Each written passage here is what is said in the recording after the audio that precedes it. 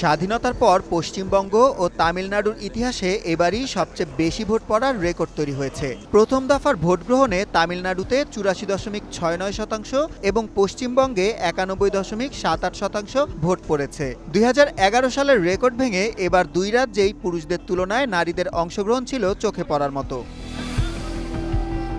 ভোটের এই বিপুল উৎসাহের মধ্যেই রাজ্যের আইন শৃঙ্খলা পরিস্থিতি নিয়ে কথা বলেন প্রধানমন্ত্রী নরেন্দ্র মোদী। তিনি দাবি করেন, গত ৫০ বছরের ইতিহাসে এবারই পশ্চিমবঙ্গের নির্বাচনে সবচেয়ে কম সংঘাত হয়েছে। তার মতে, আগে যেখানে রাজনৈতিক হত্যাকাণ্ডকে আত্মহত্যা বলে চালিয়ে দেওয়া হতো, এবার সেই পরিস্থিতির বদল ঘটেছে।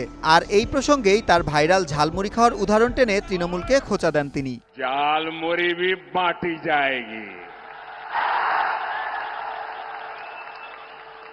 वैसे मैंने सुना है कि झालमुरी ने भी कुछ लोगों को जन्नाटेदार झटका दिया है। झालमुरी मैंने खाई, लेकिन झाल टीएमसी को लगी है। লাইফে কোনো কিছুর গ্যারান্টি নাই, তাই ইন্স্যুরেন্স করুন সিটি ব্যাংকে, কারণ ইন্স্যুরেন্স করলে সিটিতে সুরক্ষা পাবেন নিশ্চিন্তে। প্রধানমন্ত্রীর সুরেই সুর মিলিয়েছেন কেন্দ্রীয় স্বরাষ্ট্রমন্ত্রী অমিত শাহ। আরামবাগের জনসভা থেকে তিনি বিশৃঙ্খলাকারীদের কড়া হুঁশিয়ারি দেন।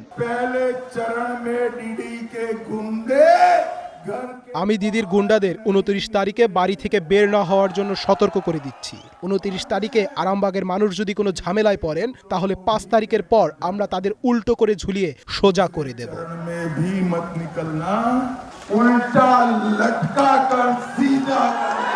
তবে বিজেপি নেতাদের এই বক্তব্যকে পাত্তা দিতে নারাজ তৃণমূল কংগ্রেস। দলটির নেতা কুণাল ঘোষ দাবি করেছেন, এই রেকর্ড ভোট আসলে মমতা বন্দ্যোপাধ্যায়ের পক্ষেই গেছে। উন্নয়নের কারণে ১৫২টি আসনেই জয়ের ব্যাপারে তিনি পুরোপুরি নিশ্চিত। একই সুর শোনা গেছে আসামের মুখ্যমন্ত্রী হিমন্ত বিশ্ব শর্মার গলাতেও। তিনিও বড় জয়ের আশা করছেন।